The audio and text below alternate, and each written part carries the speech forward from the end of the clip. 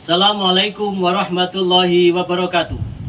Yang saya hormati Bapak Ibu penguji uji kinerja mahasiswa PPG dalam jabatan Transformasi Plus Kementerian Agama Republik Indonesia LPTK IAIN Sultan Amai Gorontalo tahun 2025. Perkenalkan, nama saya Katwanto SPDI. Saya guru fikih di MTS Ma'arif Wonosobo, Kabupaten Pacitan. Saya adalah mahasiswa PPG dalam jabatan Kementerian Agama Republik Indonesia batch 1 tahun 2025 di LPTK IAIN Sultan Amai Gorontalo dengan NIM 2471250501 pada hari ini, Jumat tanggal 9 Mei tahun 2025.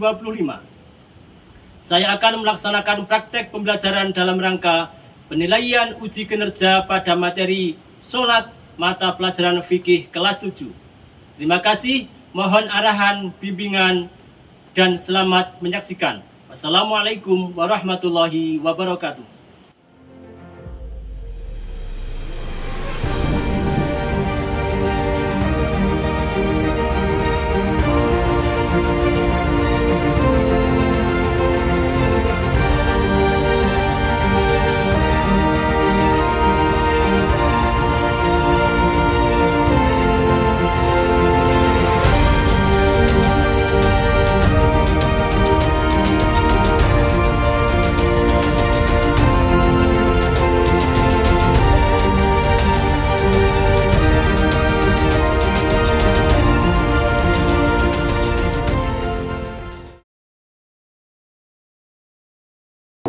Assalamualaikum warahmatullahi wabarakatuh.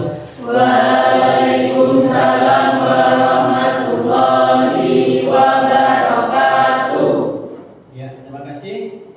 Anak-anak, tolong sebelum kita mulai belajar, bangku yang masih kurang rapi dirapikan, sampah yang ada di lantai dimasukkan ke tempat sampah terlebih dahulu.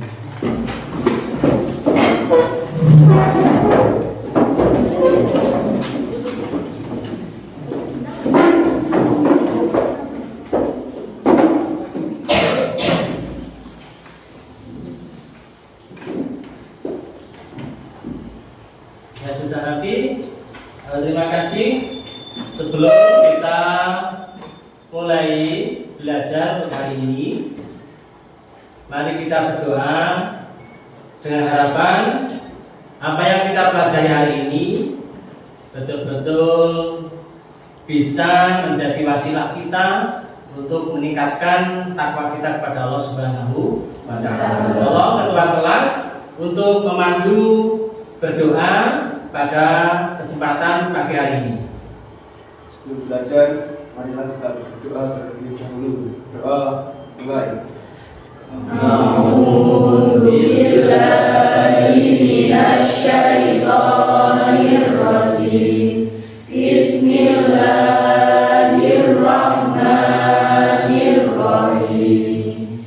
Raditu billahi rabban wa bil islami dinan wa bil muhammadin nabiyyan wa rasulah.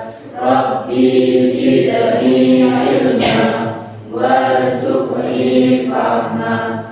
Amin ya rabbal alamin. Alhamdulillah.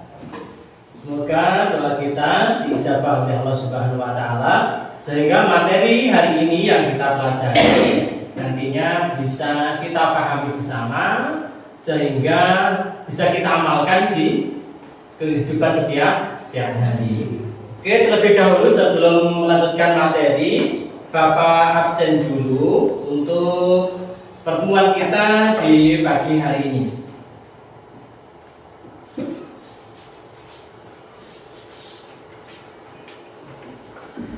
Nanti yang Bapak absen langsung bilang ada, jika tidak hadir nanti jika ada yang dikasih tahu mungkin temannya sakit atau izin bilang ke Bapak ya. Ya. Dia Ada. Alisa, Ada. Safa, Ada. Reza, Fajar. Masih semangat semuanya? Masih. Semangat? Semangat. Sebelum kita mulai belajar kita, masih ingat dengan yel-yel madrasah kita? Masih. Ketika Bapak menyampaikan madrasah, anak-anak menjawab, Hebat. madrasah yang kedua menjawab, bermartabat. Madrasah yang ketiga dijawab, hebat. Bermartabat. Madrasah yang keempat dijawab, yes. Siap? Siap. Oke, coba semuanya berdiri dengan semangat. Tangan dikepalkan. Madrasah Hebat. kurang semangat. Jadi semangat itu harus kompak. Madrasah Hebat. Madrasah Bermartabat. Madrasah Hebat. Bermartabat. Madrasah. Yes. Oke, terima kasih. Oke, berarti semuanya sudah semangat. Dalam arti semangat untuk belajar dan juga semangat untuk menerima ilmu, memahami ilmu yang akan Bapak sampaikan pada pertemuan hari ini. Perlu anak ketahui kemarin di pertemuan minggu kemarin kita telah bersama-sama mempelajari tentang toharoh. Toharoh artinya bersuci.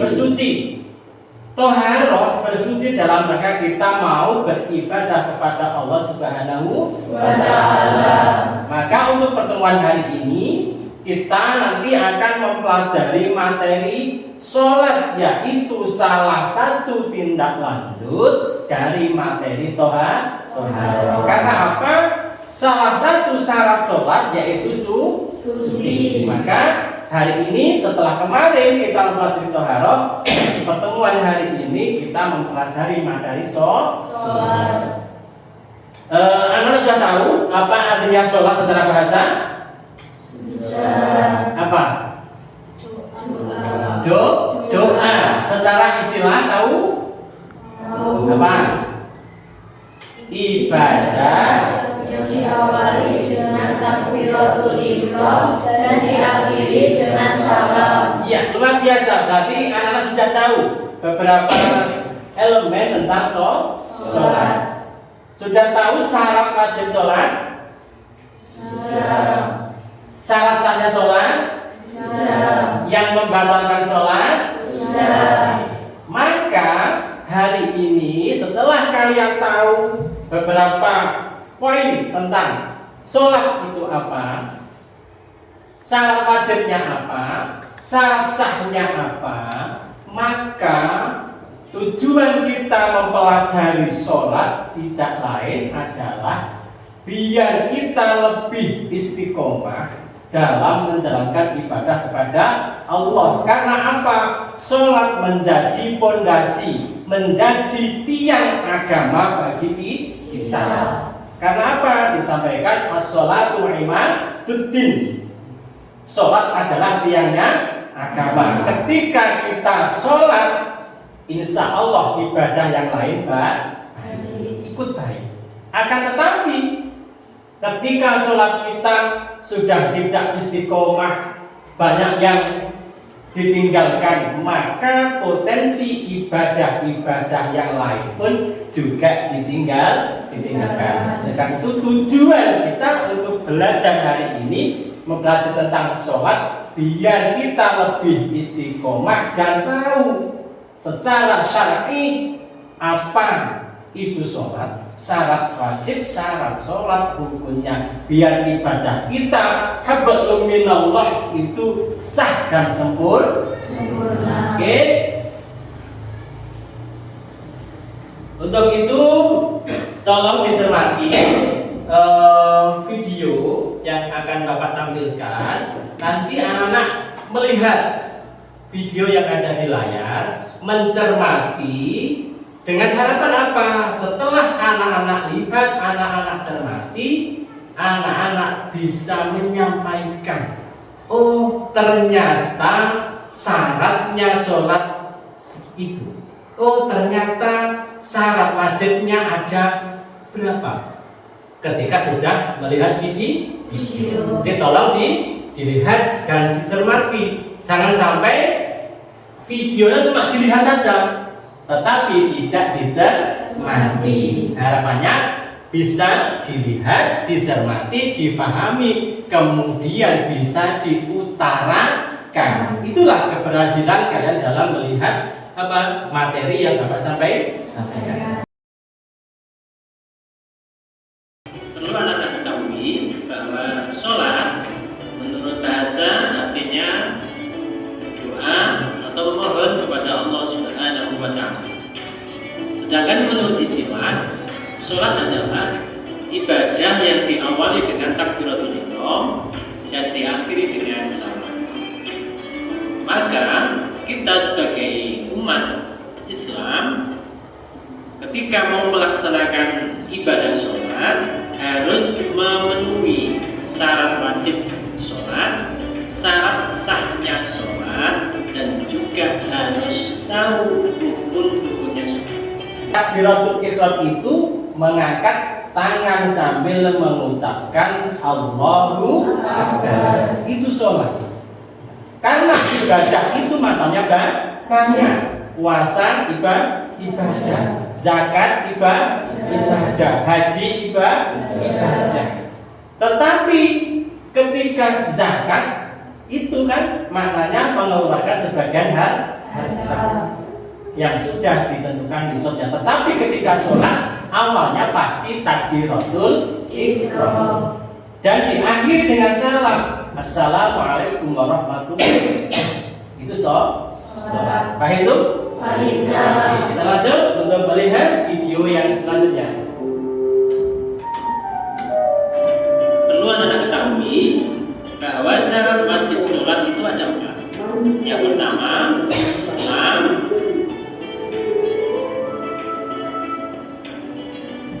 Yang kedua, berakal sehat. Yang ketiga, balik. Yang keempat, tauhid, suci dari haid dan nifas. Pada poin kedua, syarat wajib sholat tadi yang tampil dalam video ada berapa? 4. 1, 2, 3, 4, ya, tauhid, suci dari haid dan nifas. Jadi perlu Bapak sampaikan, Bapak jelaskan bahwa yang wajib melaksanakan sholat itu ada 4. 1, Islam, orang Islam, artinya orang yang sudah berbaiat mengucapkan 2 kalimat syahadat. Syahadat apa? Syahadat tauhid. Asyhadu alla ilaha illallah wa asyhadu anna Muhammadar Rasulullah. Islam.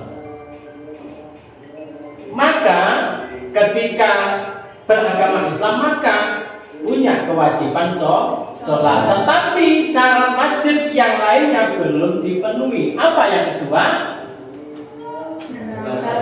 Berakal sehat. Artinya tidak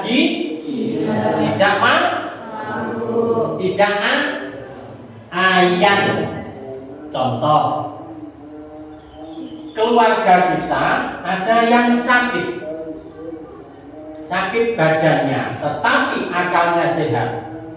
Maka orang tersebut wajib melaksanakan sholat. Tetapi kebalikannya, kita bertemu orang yang kekar sekali di pinggir jalan, tubuhnya wekar, badannya tinggi, tetapi tidak pakai baju, tidak pakai celana, alias gila.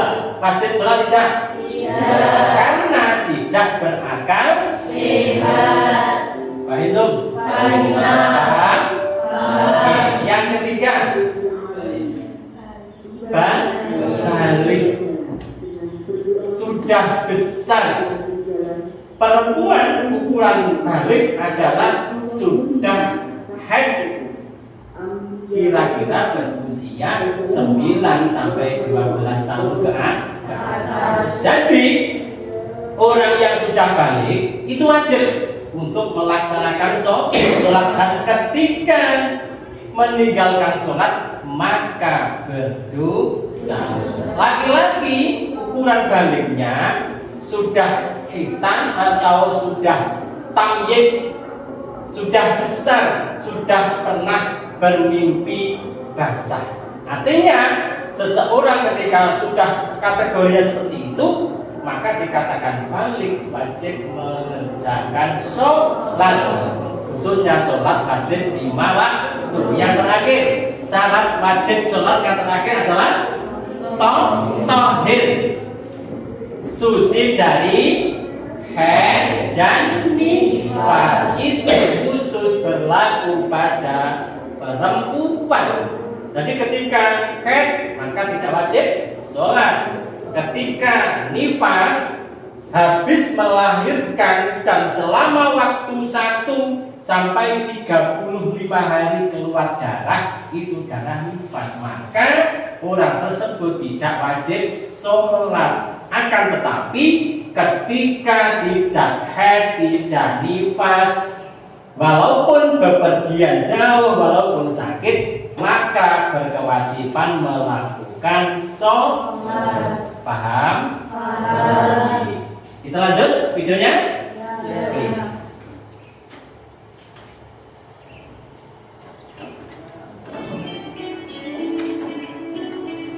Sedangkan syarat sahnya sholat itu ada 6. Yang pertama, suci dari hadas kecil dan hadas besar.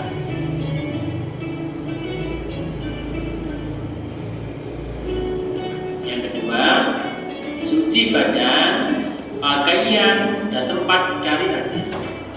Yang ketiga, harus menutup aurat.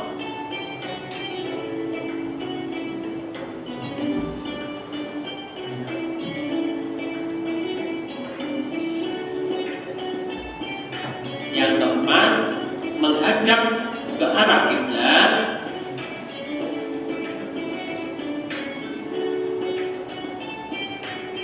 Yang kelima, masuk waktunya sholat. Sedangkan syarat yang tahu rukunnya sholat. Oke, jadi tayangan video tentang syarat sahnya sholat tadi ada berapa? Ada 6. Kalau syarat wajib, yang wajib mengerjakan melaksanakan sholat itu 4. Sedangkan yang menjadi syarat sahnya keabsahan kita sholat ada 6. Yang nomor 1,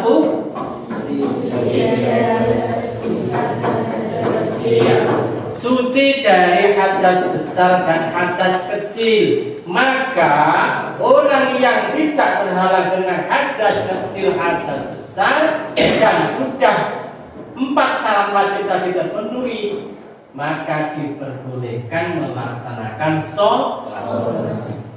Contoh hadas kecil apa?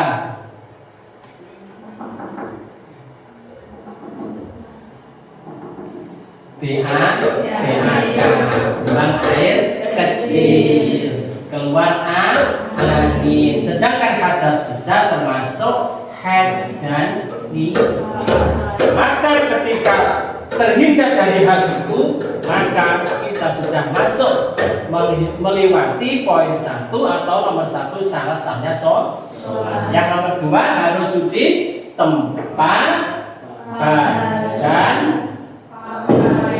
dari najis.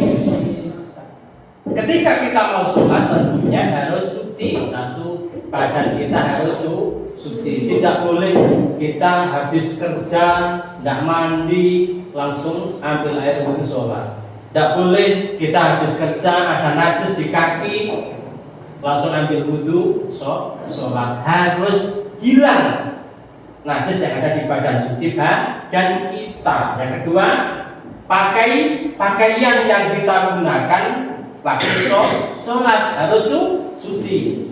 Beda bersih dan suci itu berbeda. Kalau suci pasti bersih, tapi kalau bersih belum tentu suci. Baiklah.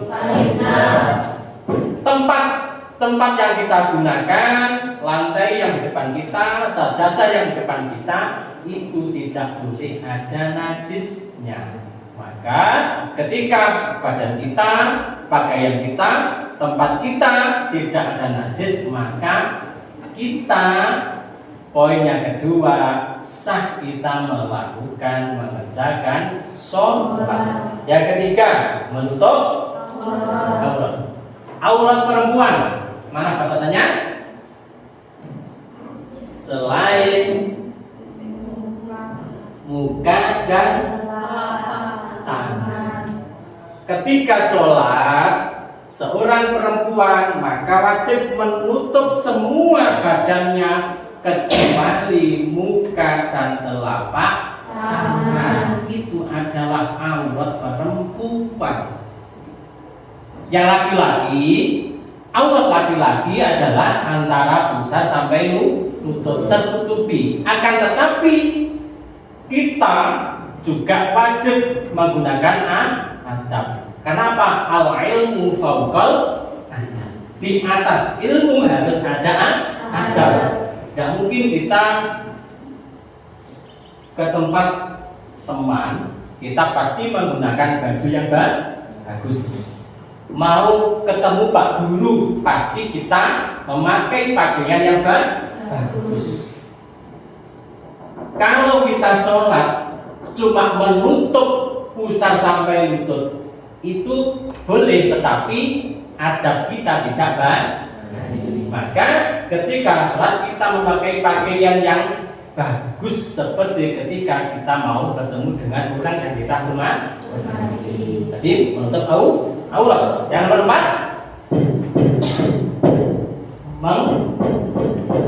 menghadap kiblat. Menghadap kiblat Ka'bah. Boleh tidak menghadap kiblat itu ketika dalam keadaan terpaksa. Contohnya,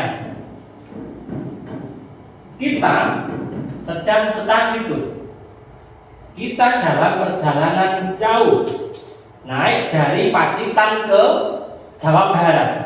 Sedangkan ketika naik bis itu tidak mungkin kita berhenti karena di atas jalan tol dan waktunya sholat habis, maka kita boleh mengerjakan sholat dengan tidak menghadap ke arah kiblat dengan cara hormatil wakti, cuma menghormati sholat karena menghormati datangnya waktu sholat. Nanti setelah sampai di tujuan kita sholat, berarti kita sempurnakan atau kita jamak sholat kita. Yang kelima, masuk waktunya sholat. Ini penting karena ketahui, karena apa? Kadang karena kepentingan kita belum waktunya sholat, mengerjakan sholat. Ada sebuah cerita di tetangga saya, itu sibuk karena musim panen raya, panen kebun. Kebetulan pada saat itu kebun sengkeh. Maka pagi jam 7 berangkat ke kebun, siang pulang jam 1 kembali lagi untuk memanen hasil kebunnya. Karena pulangnya ke rumah itu masih jam setengah 11, kalau menunggu waktu zuhur masih lama. Akhirnya apa? Beliaunya sholat belum masuk waktunya sholat, jam 11 sholat dengan pemikiran bahwa saya sudah sholat walaupun belum masuk waktu zuhur. Maka sholatnya sah tidak? Tidak, karena belum masuk waktunya sholat. Yang terakhir harus tahu rukunnya sholat. Oke, jadi tadi syarat sahnya sholat ada berapa? 6. Oke, lanjut ke video yang terakhir, yaitu rukunnya sholat. Mohon dilihat, dicermati, harapan nanti bisa disampaikan oleh anak-anak. Anak-anak yang berbahagia, sedangkan rukun sholat itu ada 13. Yang pertama, niat.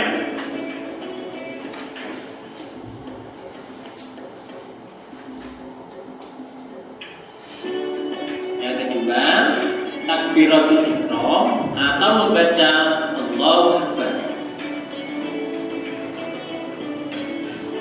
Yang ketiga, berdiri bagi yang mampu. Yang keempat, membaca surat Al-Fatihah. Oke, sedikit langsung saya potong bahwa rukun sholat itu yang tampil dalam video awal ada berapa? 3. Ada berapa? 13. Ada berapa?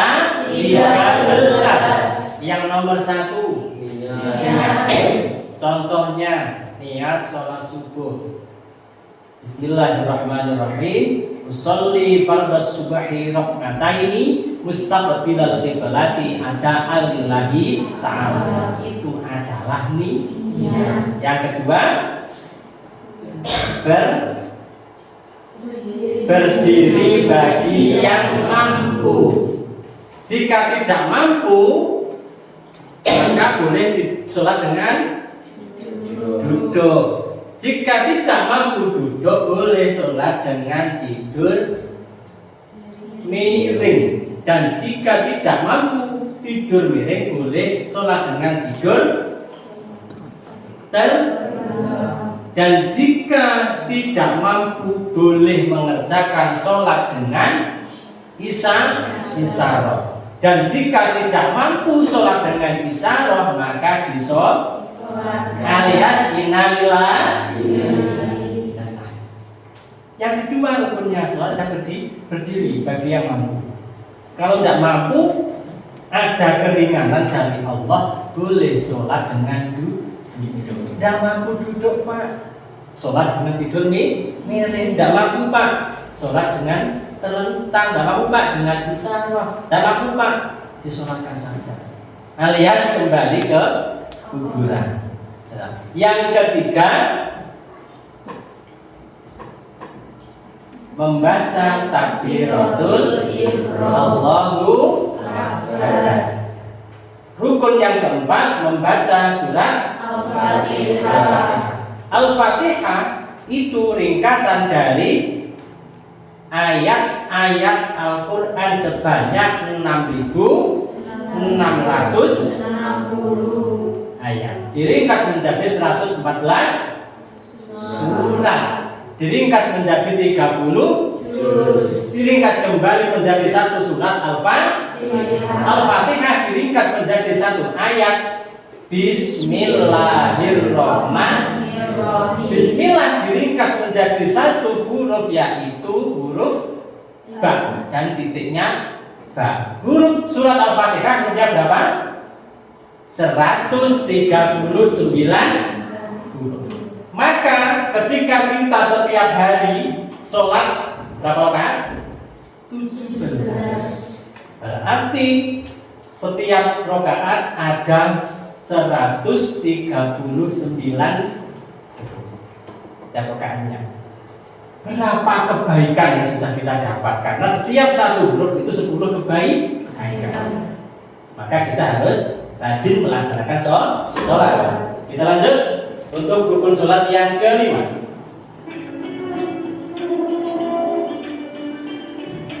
Rukun yang kelima, ruku dengan tumaninah.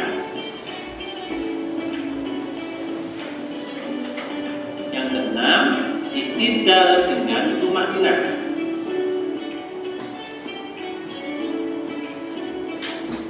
Rukun sholat yang ketujuh, sujud 2 kali dengan tumaninah. Yang nomor 8, duduk di antara 2 sujud dengan tumaninah.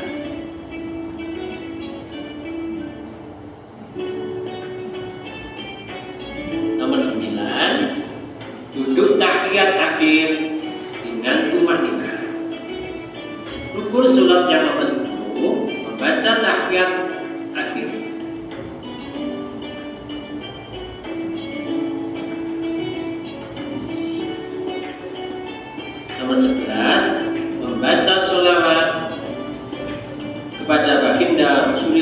Muhammad SAW pada tasyahud akhir. Rukun yang ke-12, membaca salam yang pertama.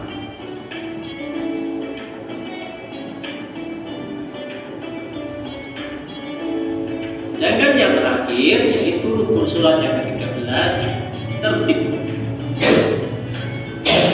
Nah, setelah kalian melihat dari video yang Bapak tampilkan di layar, dari apa itu sholat secara bahasa, secara istilah, syarat wajib sholat, syarat sahnya sholat, dan juga syarat rukunnya sholat. Maka tugas kalian hari ini berdiskusi kelompok. Silakan bergabung dengan kelompok yang sudah Bapak buat di minggu kemarin. Ini sudah kelompok yang kemarin? Sudah. Oke, terima kasih. Berarti tidak ada masalah, kelompok sudah dibentuk sesuai dengan kelompok masing-masing. Langsung saja saya bagikan lembaran soal yang harus kalian kerjakan sebagai soal untuk berdiskusi di kelompoknya masing-masing.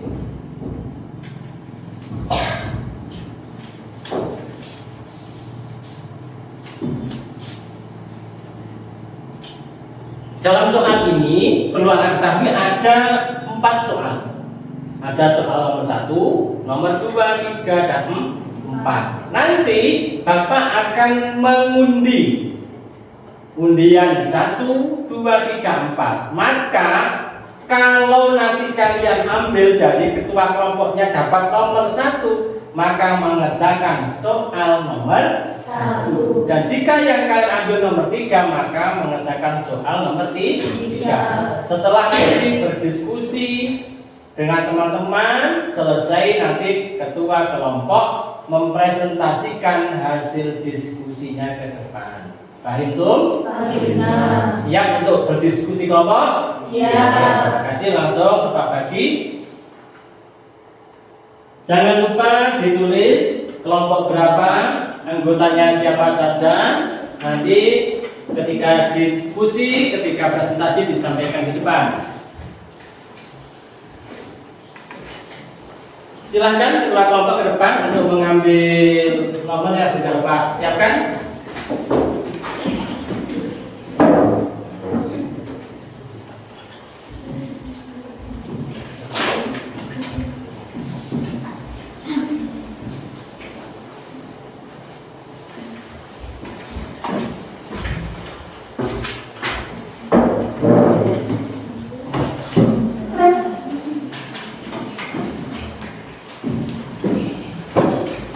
Sudah? Kelompok 1 dapat nomor berapa?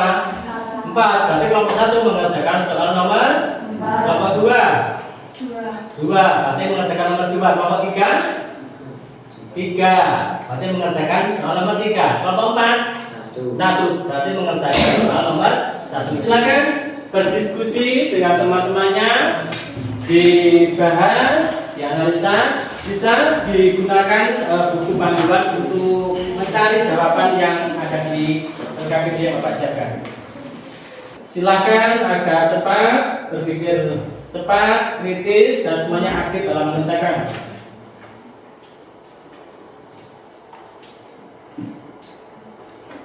Waktu tinggal 2 menit.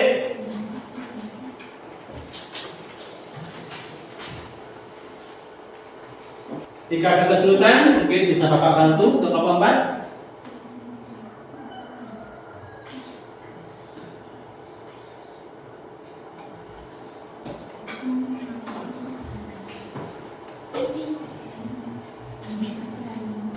Assalamualaikum warahmatullahi wabarakatuh. Waalaikumsalam warahmatullahi wabarakatuh. Sebelumnya perkenalkan kami dari kelompok 1 yang beranggotakan 4 orang, yaitu Diah, Anissa, Safa, dan Diva. Kami di sini akan mempresentasikan hasil diskusi kami dengan soal bagaimana keutamaan dan keistimewaan sholat. Keutamaan atau keistimewaan sholat adalah sholat sebagai tiang agama atau fondasi iman seorang. Apabila sholatnya baik, maka amal-amal yang lain akan ikut baik. Tetapi ketika seseorang telah meninggalkan sholat, maka amalia yang lainnya tentunya banyak yang ditinggalkan. Ya, terima kasih. Kasih tepuk tangan untuk kelompok 1.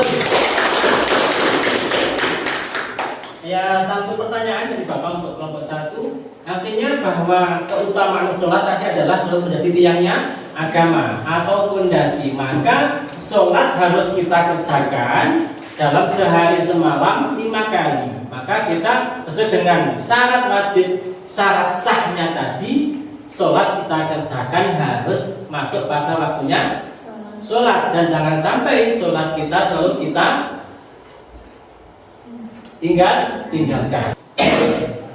Sholat itu wajib bagi seorang muslim yang sudah balik, berakal sehat, tohir. Tidak boleh ditinggalkan dalam situasi dan kondisi apapun.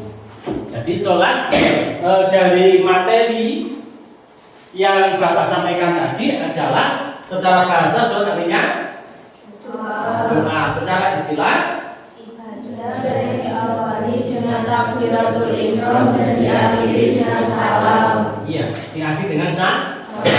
Sedangkan seorang yang mau melaksanakan sholat harus tahu syarat wajib Sholat, syarat sahnya sholat, rukunnya sholat. Oke, maka perlu saya evaluasi untuk pertemuan hari ini.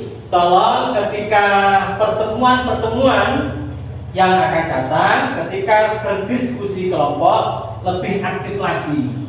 Ketika mencermati, melihat video di tampilan yang saya tampilkan, yang Bapak tampilkan, dicermati, difahami. Dengan tujuan apa?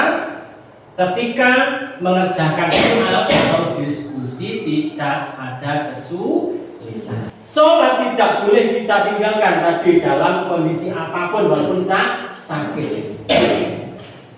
Filosofinya bisa saya gambarkan. Kalian tahu apa? Botol. Mereknya? Iya, kopi. Rukun Islam yang kelima haji. Haji bagi yang mampu. Ketika tidak mampu boleh ditinggalkan, boleh tidak melaksanakan haji. Jangan saya yang satu saya lepas. Tidak apa-apa masih. Saya genggam betulnya. Yang keempat apa? Puasa bagi yang mampu. Ketika tidak mampu menyusui anak kecil, sakit, maka boleh tidak puasa, mengkodok puasa. Saya lepaskan lagi, belum jatuh. Yang ketiga apa? Zakat. Zakat, mengeluarkan zakat di bulan puasa itu juga bagi yang mampu. Ketika seorang fakir miskin untuk makan setiap hari tidak mampu, tidak ada, tidak mencukupi, maka tidak zakat, tidak apa-apa. Saya lepaskan tadi, masih bisa saya genggam. Yang kedua, rukun Islam yang kedua sholat. Ketika seseorang muslim, orang muslim baik laki-laki perempuan yang tamyiz, yang balik, yang tauhid, yang berakal sehat tidak sholat, saya lepaskan. Maka artinya iman seseorang akan jatuh. Pondasi kita, tiang kita sebagai pondasi agama syariat kita akan jatuh dan kita menjadi orang-orang yang rugi, baik hablum minan nas dan hablum minal Allah. Sudah paham? Sudah. Paham? Bisa dipahami? Bisa. Anak-anak, tolong di rumah lebih digiatkan lagi belajarnya, ibadahnya ditingkatkan, sholatnya jangan sampai ditinggalkan. Yang sudah rajin, tolong ditingkatkan. Yang belum rajin, harapannya dengan materi hari ini bisa lebih rajin lagi. Belajar, sholat, ibadah dijaga. Untuk pertemuan kita hari Rabu yang akan datang minggu depan, tolong anak-anak dikerjakan di lembar LKS halaman 50 pilihan ganda bagian B. Nanti dikerjakan di Google Form yang sudah Bapak siapkan, dikirim di grup WA kita. Jadi untuk pertemuan minggu depan tugas masing-masing mengerjakan soal pilihan ganda dikerjakan di Google. Oke, untuk pertemuan kita hari ini saya akhiri sampai sekian. Sebelum saya akhiri, tolong meja kursi yang sekiranya kurang rapi dirapikan terlebih dahulu. Buku dimasukkan ke dalam tas.